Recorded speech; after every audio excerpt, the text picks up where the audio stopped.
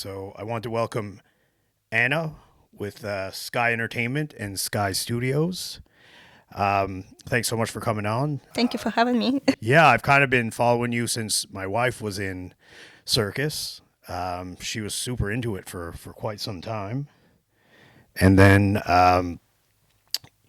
unfortunately, employment changed and she kind of had to adapt to a new schedule and she kind of never ever made it back.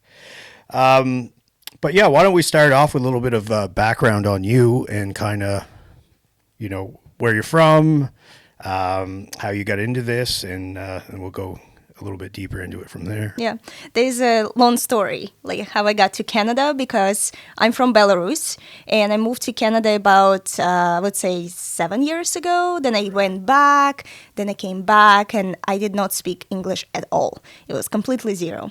7 years ago, no English? No English. I could say just hi, dog, cat, that's it. Okay. Like, I did not understand, like, have to say, how are you? Like, all of those things. So I had to work harder than, like, let's say people was there ahead of me already doing circus and stuff to understand and communicate. So probably when I met your wife for the first time, I was very shy and I didn't say hi at all. So she probably, if you ask her, she probably will remember that it was Ayana, like your wife, and some different people that at that time. But yeah, I did not speak. My sister was coming with me for workouts to translate because I could not explain that I need this down or up. Right. So that was the case.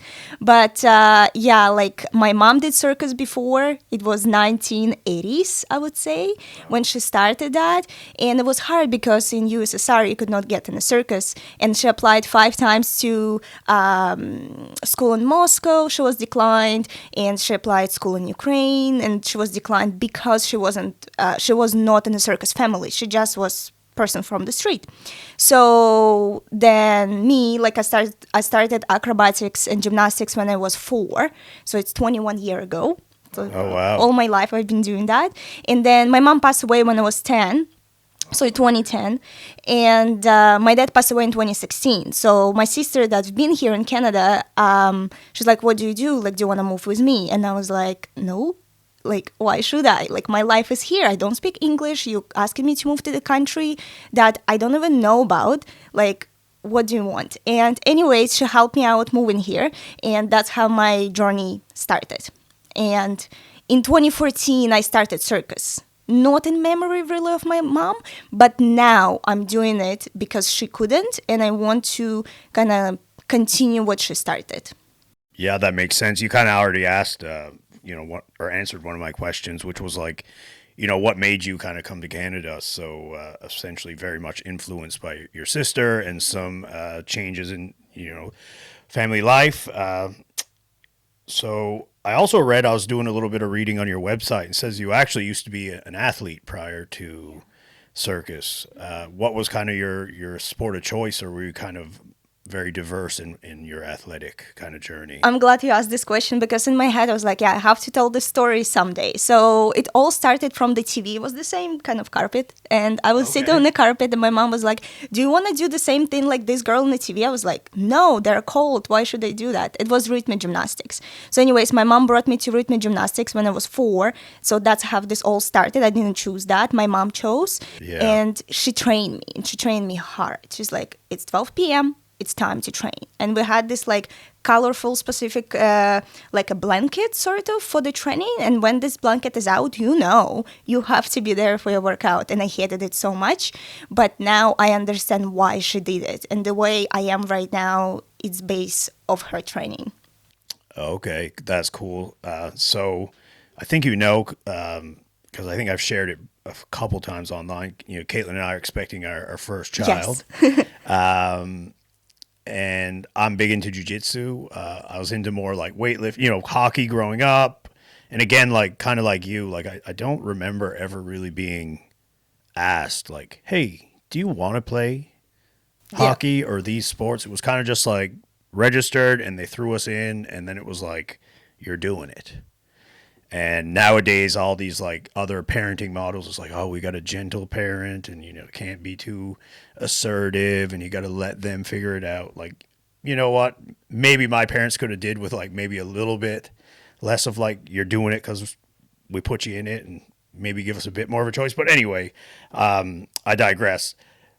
Jiu-jitsu is super important to me. I feel like I'd like for my daughter to do it, for a multitude of reasons. Very much kind of gives you maybe similar things to gymnastics, which Caitlin also mentioned, like she wants her in gymnastics as well. So a bit of a struggle Of between course. things. But she's like, no, we have to let her like choose. We can put her in there, but like if she doesn't want to, like that's okay. And I'm like, well, no, I feel like jiu-jitsu should be like once a week mandatory. Like in terms of just like, building self-confidence and a skill that, God forbid, she ever got into any type of situation that I'd hope she'd never have to be in. She, has some knowledge of how to defend herself and protect herself. So I guess we have a bit of a differing of opinion on how to approach that in terms of like, from a parent's perspective. So Caitlin's definitely a little bit softer and much more gentle than me, but I think that's, the difference between men and women as well.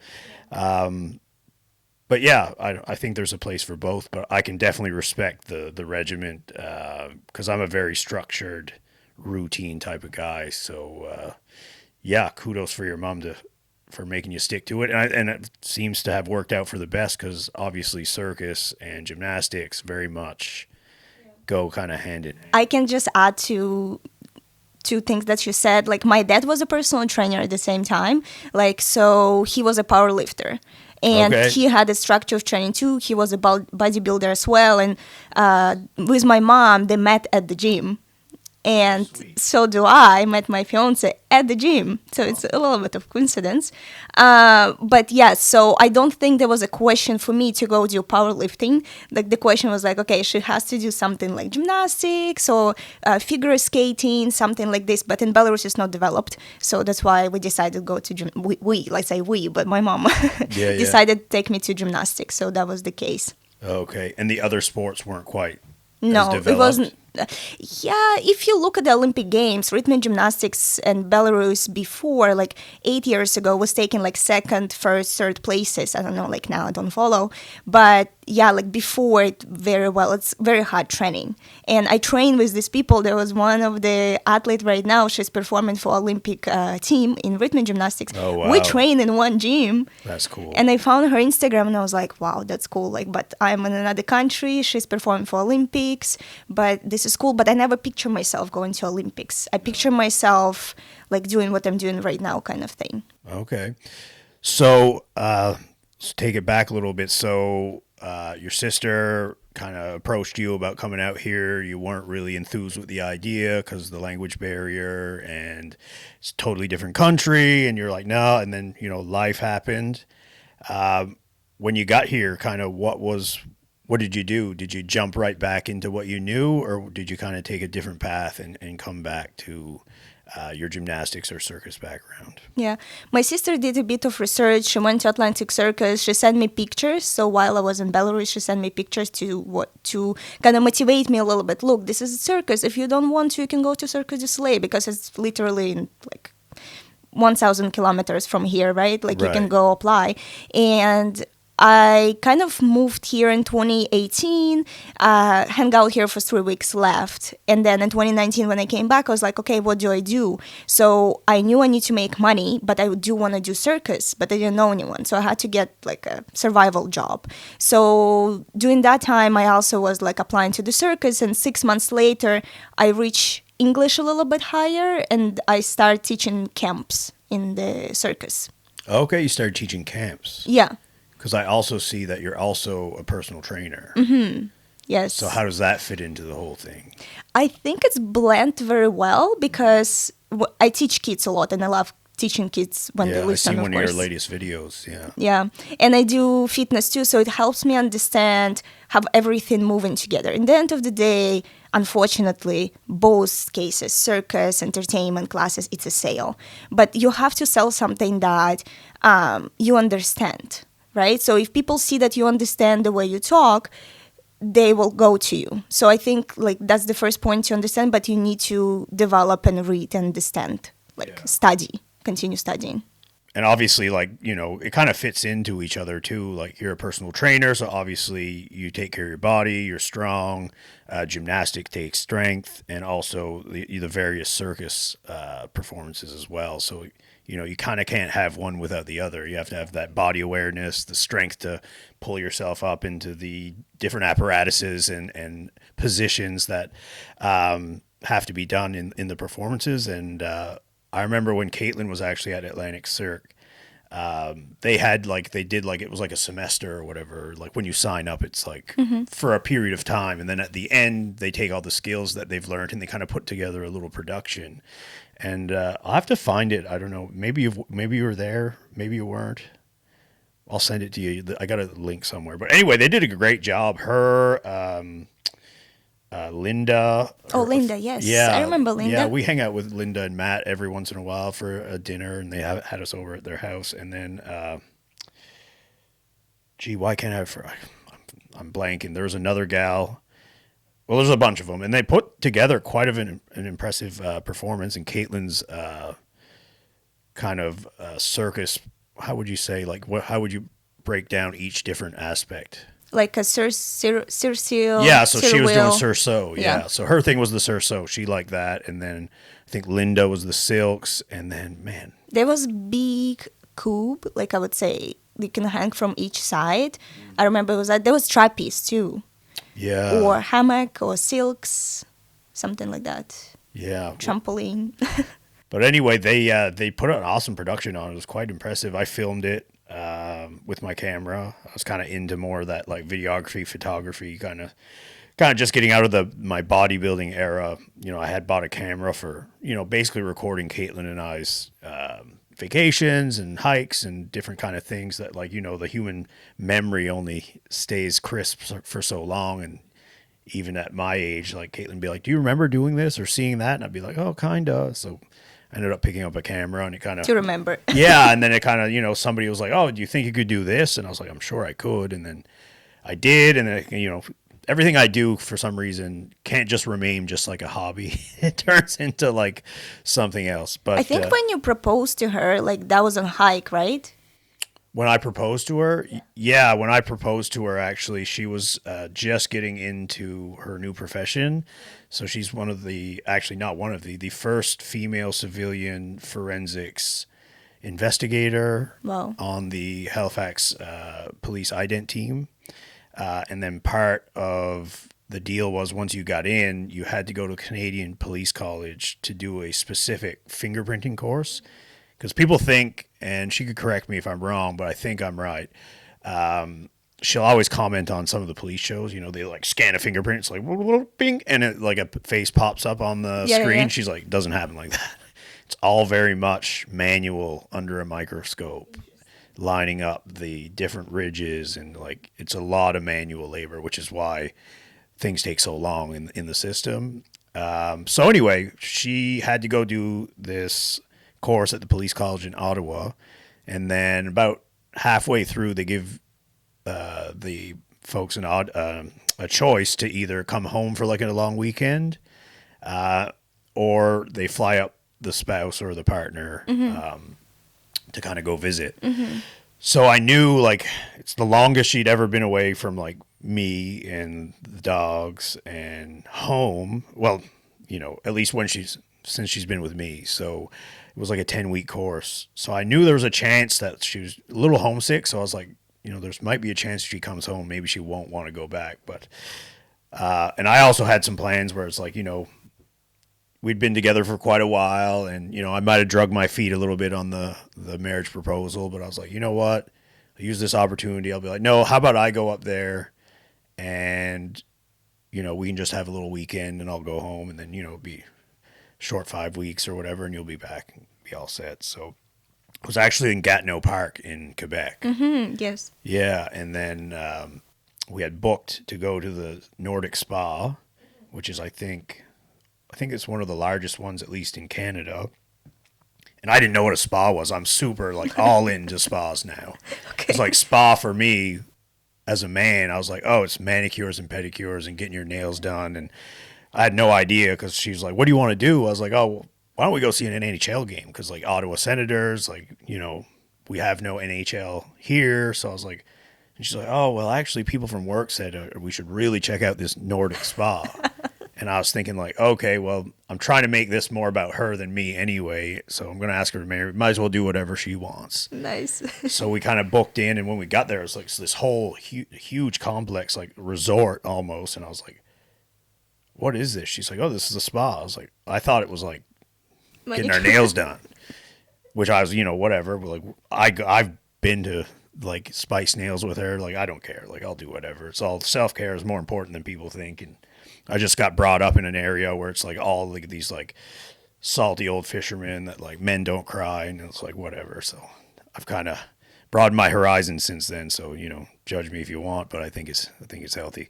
So anyway, yeah, we did a lap around the park, and Caitlin was updating me on all her learnings, and at one point I was like, man, if she doesn't stop talking, like I'm not going to be able to ask this question. So we had to do 2 loops around the park. Oh, that's what men think, right? Right? That's what they think. Yeah. So anyway, finally she like had a little pause, and I got down on one knee and asked her to marry me, and then we went and had an awesome day at the spa. Like there was like so many steam rooms, saunas. There was like an underground portion. You had to pay extra for that, but it's like the Dead Sea. Like you just like go float. It's like a giant Olympic-sized pool. Nice. You had to be like dead quiet. And you just got like an inflatable neck roll and like just like hung out there. So yeah. So we definitely got married like in a park, kind of little hike. Definitely. But that's kind of been our jam. Like we've always been like hiking, waterfalls, bringing the dogs, always trying to be super active, and haven't been doing as much of it lately. Life's so busy, but yeah, it's definitely one of the things that we really enjoy doing, and hence why I started buying, or I did buy a camera to kind of record that. So yeah. So that's a little bit about me. When did Sky Entertainment and Sky Studios, they're both separate businesses, or kind of two the same? Yeah. Yes, it's kind of extension of Sky Entertainment. So like if you want to train, prepare for like entertainment, for performances, you can come train. We will prepare you, because I'm buying a lot of costumes, we have a lot of gear, and if you want to start your journey, or like you already have some experience, you can apply, and we can definitely help you like grow and learn new skills. Yeah. So which come first? Was it more the entertainment side, the performing, or was it more, let's have a space for other performers to kind of sharpen their skills and get ready for entertainment first? Yes.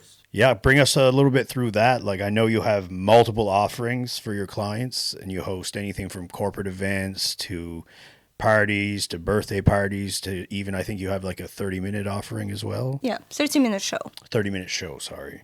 Kind of bring me through a little bit about that. Like, do you have like a highest demand offering that seems to be like the most popular for your events? Is it more corporate?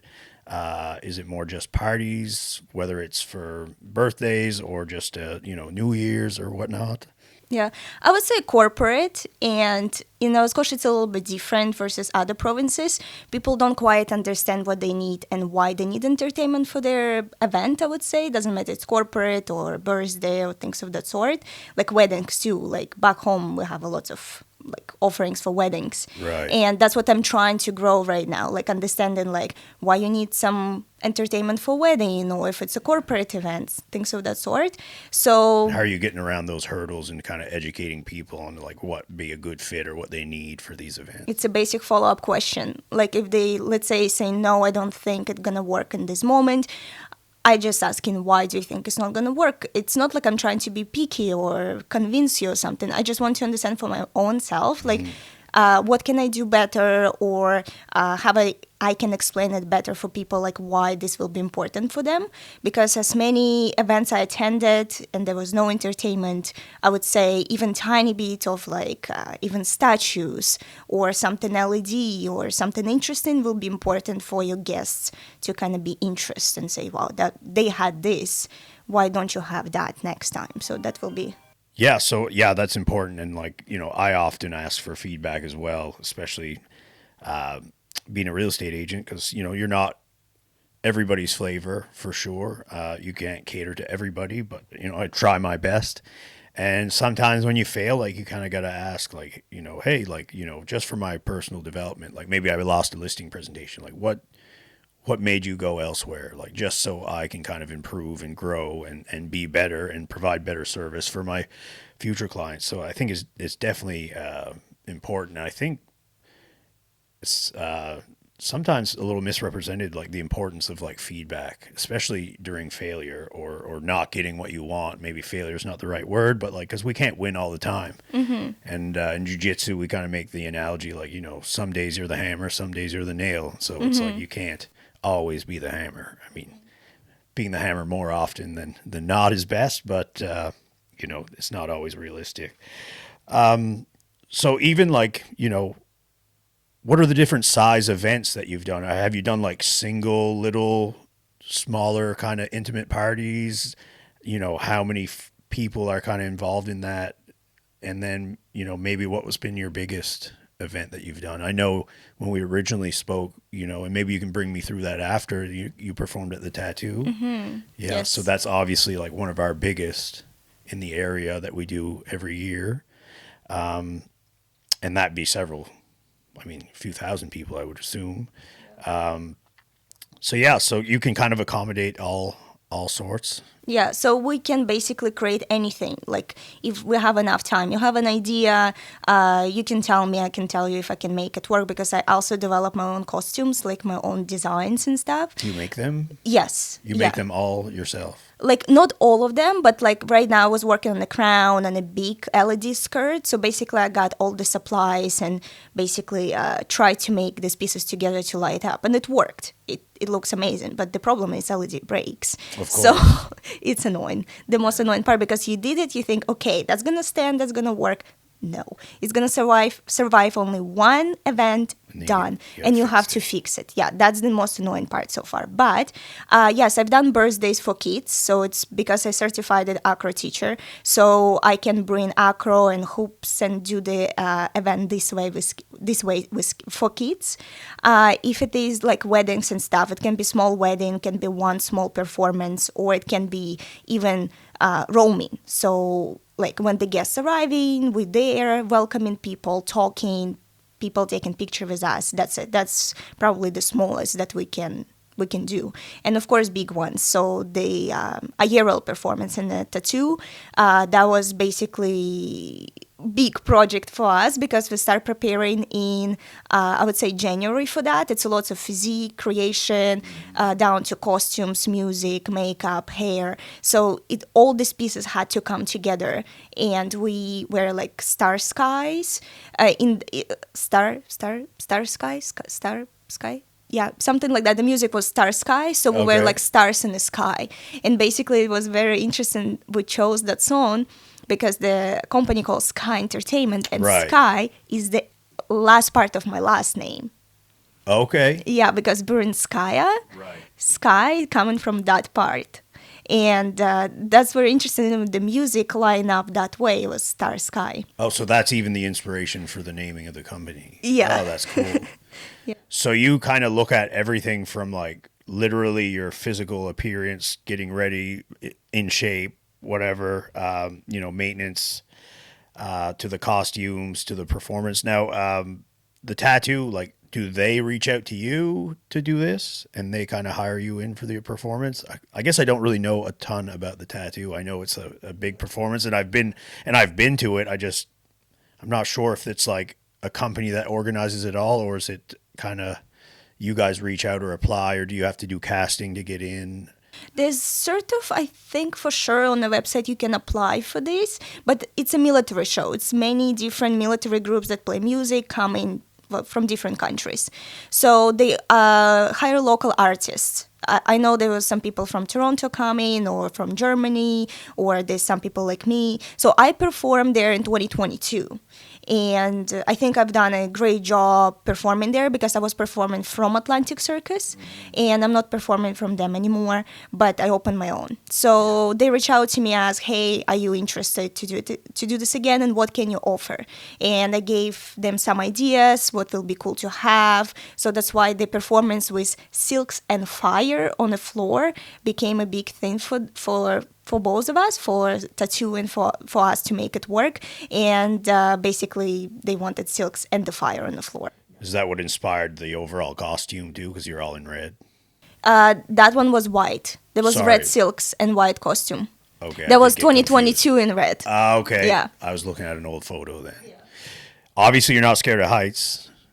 Do you think so? Well, I mean, you don't look scared from the photos. A lots of self-work talk inside your head. You don't talk about that. But before I go, I always have like my mantra. I always go like this, like 3 times. And I don't know if it's actually do something, but mentally it's like helping you prepare to go very high.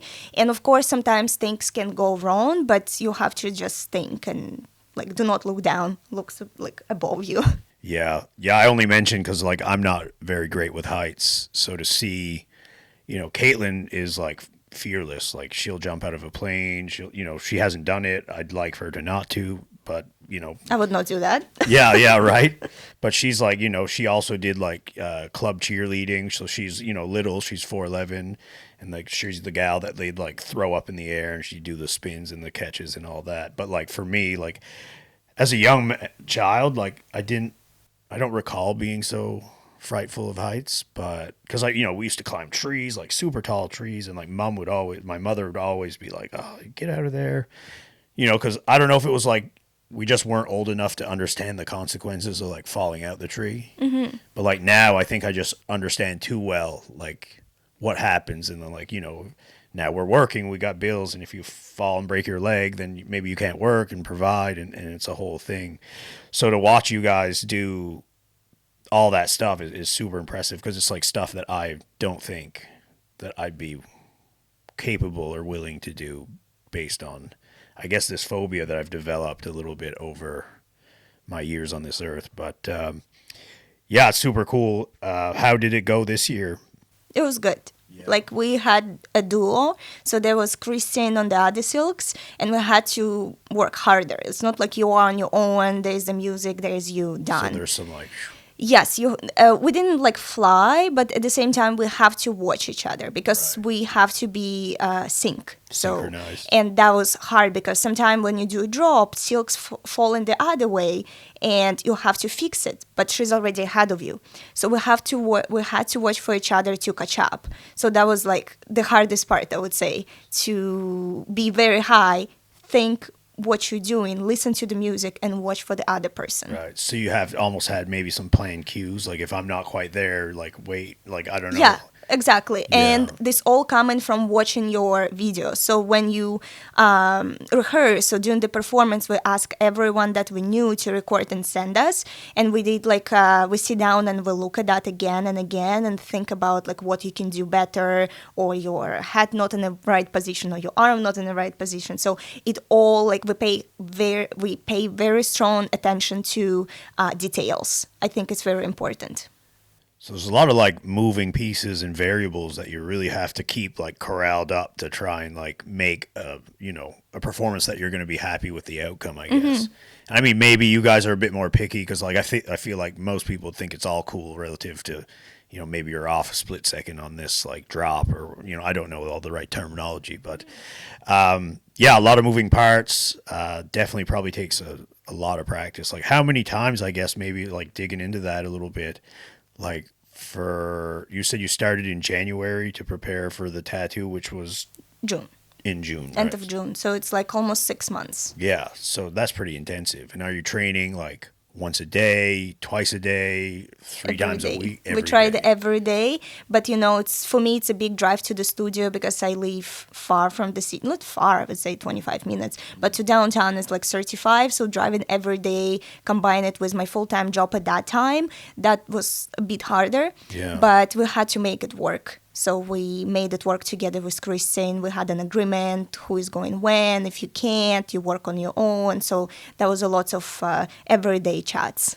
Yeah. So you had to kind of work together, but you also had to have the motivation and drive to autonomously get your work done, to be prepared for the show as well. It also depends on the other person, because you kind of like when you hire someone, right, or you want to do work together, other person needs to understand, okay, like she would like to have it that way, but I want this way. So that's why I ask every time I work with someone, I ask, what do you want? Because I always want to include your your view in our performance. So that's why I asked Kristen what she would like, what she can do and she can't, because I can't just push forward and say, no, this way. No one will want to work with me because I'm like micromanager. I'm like, only this way or the highway, right? So that's why... I'm familiar with those types. Exactly. So that's why I always ask, like, what would you like to do? What would you like to include? And I told her that you were the right person to do this with, because I had amazing experience with her. Like, we actually got sick in the same time. Oh, no. And, yeah, I know. It was the same symptoms and the same things going on.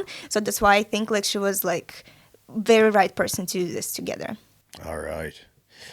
Yeah, it kind of brings me to, I just got some ideas sitting here, because, like, I do a client Christmas party as well. I started doing it a couple of years ago, and we're doing actually... So you said your studio's downtown? It's in Bedford. In Bedford? Yes. Okay, so it's not that far from... I'm going to do mine at a cafe from a mutual friend of a friend right down on Lower Water Street. We're going to have some live music, some good food, and I was trying to think of like something else that'd be cool to implement just for people's entertainment, because the first year I did it, I just kind of had it in a hotel conference room. My gal Kendra, that is the hospitality manager, is awesome. Everything was perfect. I just found like food was great. The service, like as we were eating stuff, like some guests would come in and clear out. They provide us a bartender. But I just found it was in Dartmouth Crossing, and I found like maybe people were looking to go, like I don't drink anymore, but like maybe people would go out after or go to a bar or go have a drink, or maybe a bit more central for people. And I just found they were like standing around, kind of in their own little, because people come like 2 or 3 people from a group, and I'd have a couple over here, and I'd have to like almost like work harder to like make sure like I'd go see everybody and thank them for coming. And I just found there was a lot of that, and not like, not that people didn't have fun, but I was like, I feel like I could make something funner next year. So that's where I hired my buddy. He's I don't know if you go do any of the downtown scene at all, but my buddy Jordan LeBlanc is a guitarist, also a singer. He plays a lot downtown. That's his jam. He does guitar lessons and plays music. So I reached out to him pretty early on, because you got to get this stuff booked, or by the time you're, this time of year, you probably got nothing for venues for Christmas already. So, and then I've been racking my brain. Like my mentor said he sometimes had a magician, and I was like, oh, that'd be cool, but I don't know any magicians. It's a problem here in Halifax, I found. Like back home in Circus, we have lots of that, and I was about to start doing that because it's a lot of tricks that you need to learn. Yeah, misdirection. Yeah, and you have to make it not visible. So it's kind of like you have to commit for this. So maybe in a couple years I will start doing that, but right now I have a lot of things on the go. But yeah, that will be cool to have. Yeah, I was just thinking maybe I mean, it's hard to put you on the spot because you'd have to see the venue, but like, what would you have in mind maybe for something like that, little Christmas party? Probably like 40, 50 people tops. I don't know if we could hang you from the ceiling anywhere, but because I have my own rig. Oh, you do? Yeah, like if it's at least 12 feet, like there's different services. Definitely 12 feet. Yeah, there's different services that we do. Let's say, like you said, like people getting bored and they just stand in the groups. Like how about like champagne service? So I do have a skirt like that. You put the champagne glass in and you go around and people take it from you. They take a picture with you. Yeah. Or Caitlin did that once. She got hired to do an event with Linda. Exactly. I was doing that before too. So there's a skirt and I'm having like it's made from wood. I have someone making it for me, like custom. Oh, wow. So it's basically hanging from you here, and you go around and talking to people. Another part is I have a pole, like a lollipop, and you sit there and you serve champagne. So that can be also interested for the people to see, because you can like talk to people, take pictures. It's for the smaller events. I would say there's also a show you can do, like a small one, like let's say 15 minutes performance or things of that sort, but also depends like how many people you have and how do you see it. So it's all coming down to earlier I mentioned, like people don't know if they need this or not. So that's why like it's interesting, like small pieces you can have. Even as human statue, I have a gold statues that they can stand and be part of like interesting background picture taking or something like that. Yeah. Who does the statue work? I did it before. You did it? Yes. How long have you stood in one place for? Oh man, I will give you a bright example that my sister went with me to St. John. So I had an apple, and I was holding an apple like this in my hand, and I didn't know it's gonna be that hard. And you have to hold your pose for like at least 7 minutes, I would say. And I signed up for this, hold an apple like this, and like it slowly was getting down because I could not hold. But my sister told me that people was lining up around me to watch me holding this apple. And they was like, when is she gonna get your arm down because it's hard.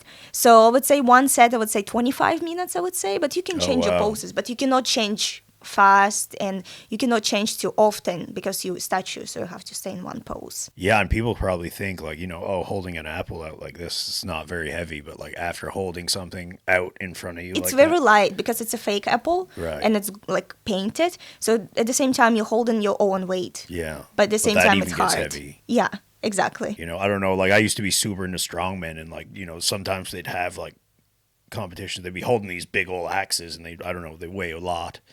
And like it was like, it's a big feat of strength to just be able to hold something out in front of you like that. Even if the apple is light and not real, but like even the weight of your arm, so it's super impressive. Like especially to stand there, what did you say, 25 minutes?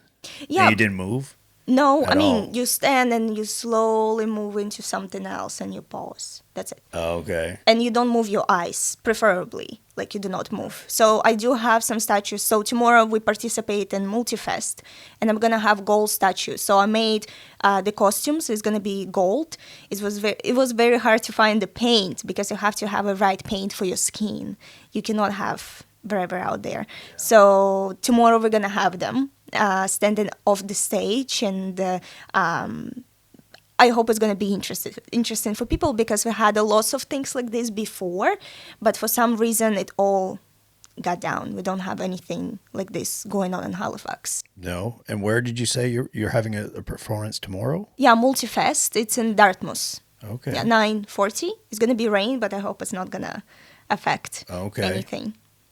Yeah, that'd be interesting. I know Caitlin, I mean, obviously she's a bit bigger right now, so yeah. But I know she loves that stuff, so we'll have to get out if there's any other like public performances or performances for the public or anything that's open to the public more so. Like we definitely have to get out and have a peek.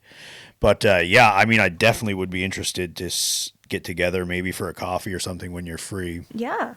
Maybe even bring you to the cafe for a coffee. Oh, yes. And then you could even look at the venue and maybe make some suggestions on potentially where we could potentially add you in or a couple people in and talk about budget and all that stuff. Well, that's boring, but yeah, we'll get there.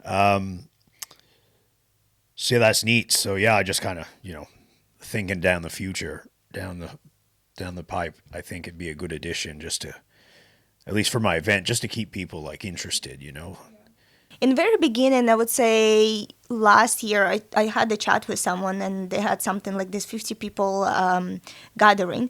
And I was like, yeah, this will be cool. Like I have a lampshade statue. So it's basically a lady in a dress and we have a lamp on top that light up. Like on your head? Oh, yeah.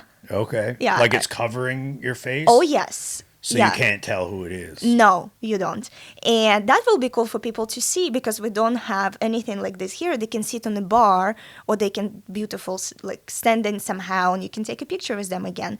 So, and the feedback I got was like, yeah, I don't think it's going to blend naturally. And I was like, yeah, I understand, but I think like giving it a try and then understand if it works or not. I always tell everyone, like, just give it a try. If it's not yours, I'm completely fine with this. But if you think that might work, let's try. And then you give me like your idea if it's working or not. Yeah. I'm open. I'm pretty open to mostly anything, like, just life in general. Like I'm pretty like down for whatever, whether it's like hiring a circus performer or try new stuff. So I'm not afraid to kind of break out the mold a little bit. So we'll definitely explore that. Speaking of services, though, I noticed that you have what you call like an all-inclusive premium package that you can kind of deliver to clients. Like what is that? And like, is there types of events that may be best suited for your top tier package. Yeah, it's good you did the research a little bit, so that's good. That's quite interesting. So the all-inclusive package is basically coming with like circus performer. We have like a champagne service and a musician. So either can be a band or just a singer, or you can blend it like with, let's say, 30-minute show. So instead of like getting all in different pieces, you can get it all together. And as you know, when you get in many things together, like it is, I would say, cheaper. I hate the word cheaper, Yeah, but it is. There's more value. Yeah, there's more value in that. Yeah. We'll use value. Exactly. Instead of cheaper. Yeah. And basically, you can get many things together versus you get it in different pieces. Okay. So that's kind of work better. Yeah, so instead of piecemealing everything together, you have, you put all of the items or performances together that the client wants. You bundle it together, provides better value for the customer. Because we don't want to make your services sound cheap because it's not cheap. Exactly. It's an English situation, 100%. No, absolutely. So also I noticed that you do, for specific events, if you need to cast people for these roles, for these events, can you bring me through kind of that process? Do you have, I know you mentioned for the tattoo, was it Christine? Christine, yeah. Christine, okay. So I'm assuming you've built some relationships with some people, but in the case that maybe you don't have a magician because they're not as common here, or a musician, like what's your casting process like? I mean, I'm sure your business and yourself, you have kind of a specific type of person that potentially fits well for these roles. Like, can you bring me through how you'd select these people for all these specific performances? Yeah. Online, we have an application that you can fill out, and then if it's line up with our expectation, what we're looking for, we can basically gonna look at the videos and think how we can include you in our show. But at the same time, it's a lot of prospecting, I would say, online, on YouTube, and basically on Instagram when people post something, artists with hoops or things of that sort. I'm trying to reach out and ask them what they do, like if they're interested to perform, if they're interested to collaborate in the future and things of that sort. For dancers, it's a little bit harder because there's many different ones. So that's why we had a casting last year in June, I believe, with Pulse Performance. And I got a lots of cool dancers that I'm including in different dance projects and stuff. So it's all about what you have on your plate, what you're looking for, and you basically reaching out to those people. Gotcha. If there was like 3 traits that you think are your top traits for who you select, like what would those be? Like traits, you mean? Traits like, whether it's they have a good personality, whether they take directive well, maybe they're just a top of their class in their art or whatever, the music they're doing. Like, is there anything that you feel like is like 2 or 3 things that really draws you to people when you're looking at casting people for specific roles in your performances? Yeah, I'm kind of debating right now what should go first, skills or the way they talk, because some people cannot communicate well. And for me, presentation's important. Exactly. So I would say first I look at the skills, at the act, at how they present themselves on stage, because that's, for me, it's important. We strive for higher services. I'm not hiring someone who is not quite there, unfortunately. So bad, so sad, but you keep working. Yeah, or you can hire me to train you for that. Hey, yeah, shameless plug right there. For anybody watching, hire her for training. I don't want to call myself picky person, but I definitely have an eye on good services. Anyways, yes. And second is how they communicate with me via text and person. It's very important to me, because if we don't have this like good communication and building trust, I don't think we can work together. So I would say these 2 important to me, and willingness and being open to new things, to learn something. So that's kind of like certain. It's not really like communication, but it's about you. Are you willing to learn something? Yeah, no, I think that's definitely important. So all good points. Let's just say you're looking at, how's your preparation process, whether it's a big corporate event for maybe a couple hundred people versus maybe a more intimate birthday party, or maybe a client appreciation event, like maybe something like mine that are maybe between 20 to 50 people. Is your creative process similar across the board, or do you have to kind of tailor things individually for each specific event and size And I mean, I guess it definitely depends like what they're looking for as well, but the process, I guess. You definitely tailor things a lot. So it all starts from the conversation, and I love having a video chat with people. I would love to see their faces and understand what they're looking for. Like as soon as they tell me I would like to have this, I can offer them what we can present and what we can give to them. If they say, oh, I don't know what I want, I start giving them ideas, and then we stop on the same idea, like what they'd like to have. And then I can think about acts and services that gonna go and being at that birthday or corporate event. So it's all start from the conversation first and understanding what you're looking for. Yeah, that makes sense. So you really just have to sit down with the person, get to know them, the business or the event or the party that they're looking to put together, and then you're really like tailoring it specifically to their needs. And planning events, we're not like event planning company. We right. like give You're you a portion of- services. yeah. But it's very important too. So I'm not like giving you flowers and let's say decorations for the event. We don't have that, but we another accessory to this, like kind of life accessory. So that like I think people don't see it that way. So that's my job and role right now, to explain to people out there. Yeah, you're not making like putting the full party together. You're an aspect of the party, the entertainment portion of the Yeah, party. but for us, it's still important to understand how we're gonna blend. You can't Right. bring black and pink and expect that to blend. So that's why it is important to still understand. So would you ever be like working a little bit with the maybe event coordinator, if there is one, to kind of understand the overarching theme of the event, so then you can tailor your portion to match? Kind of like you said, like, you had like the fire on the ground and the silks had to be a certain color, and to kind of reflect the look that they're looking for. Mm-hmm. Exactly. We have angels for the wedding. So if someone would have a booth, let's say, the angels would be there taking pictures with people or just roaming around to fill up that cocktail hour, let's say. So like there's those things, but for sure you're reaching out to wedding planners, so things of that sort, that they present this to the client and say, hey, we have this kind of like live entertainment. Would you be interested in that? Yes or no? Yeah, I think just like you saying that, I think that'd be a nice little addition, like especially for my parties, like just having you guys kind of around, and then maybe like walking around talking, whether you have stuff to give people, whether it's the champagne dress or whatever, and then like once everybody's got in and settled in a little bit, maybe the musician plays a few songs and maybe he's taking a break, and in between his sets there's a little performance. I'm just kind of thinking on the fly here, but like we can explore later. I like the way you're thinking. Yes. Yeah, getting a little ahead of myself, but yeah, I think it worked. Like the venue's not huge, but it's not tiny, and I think that would make very well for like you guys being on the floor for a bit and then maybe doing a little performance. We can talk about what that looks like. But it will be important also like telling people what you're gonna have, because based on my experience doing this here in Canada for the past 6 years, I would say people need to understand what to expect. Like they're gonna have some sort of performance and they're gonna wait for it, versus like performance going, nothing announced, and no one paying attention. Yeah. So they need to be a person with the microphone telling, hey guys, blah, blah, blah, blah. So that's what I'm trying to learn right now. Overcome the fear of the microphone when I hear my voice out there.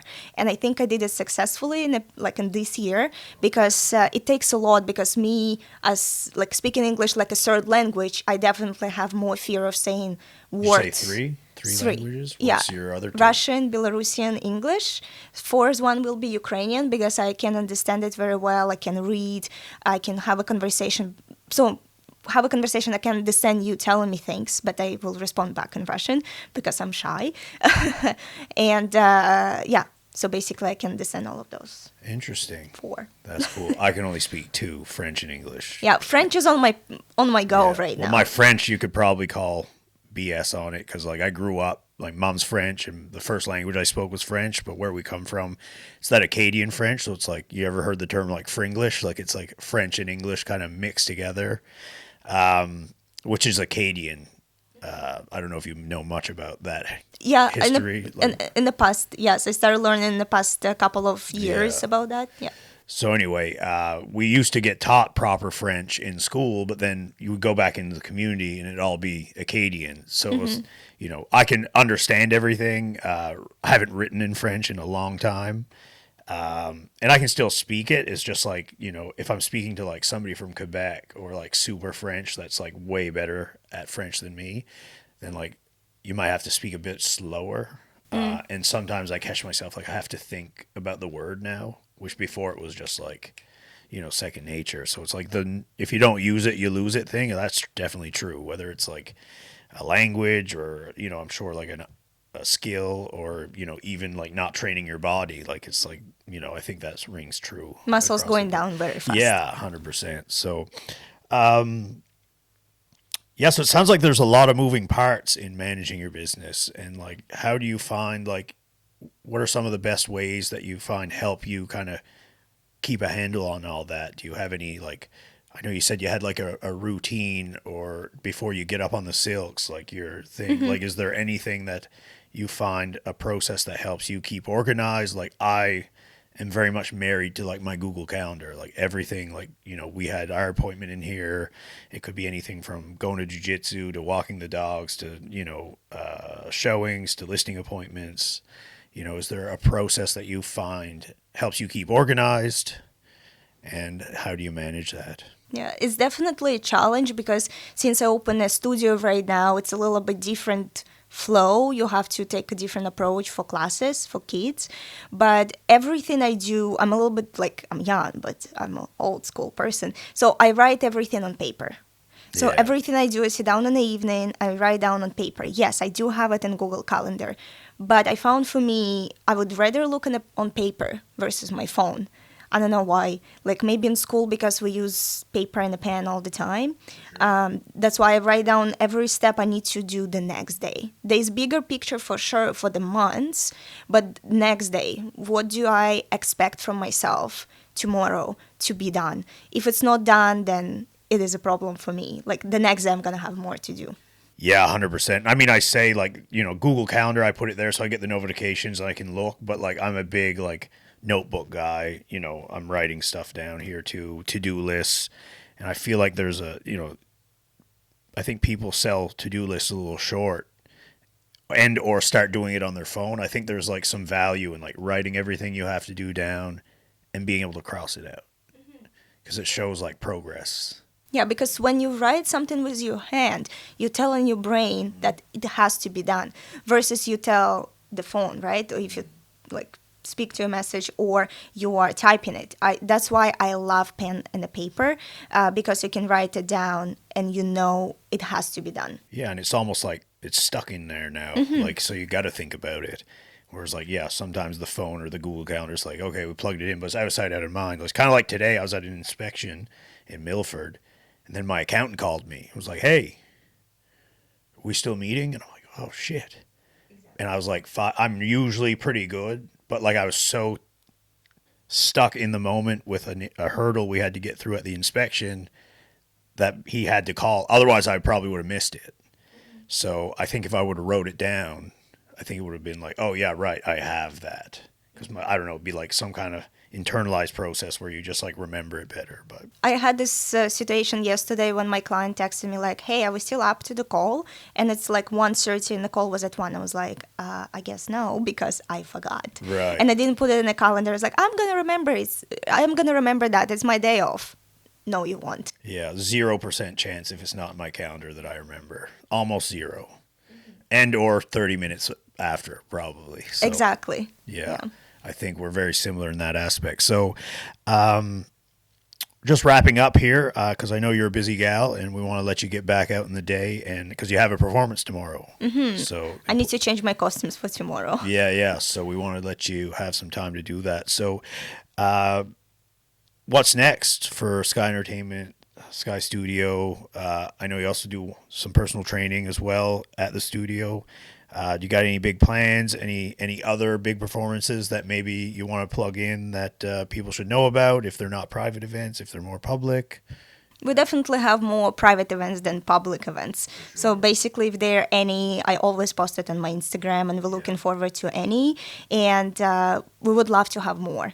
like performances as well. For the studio, I would say keep growing. I have kids that participate in my class. I would like them to go to different competitions and stuff. So growing that way, having more classes, having more people over, and basically grow both things together. Awesome.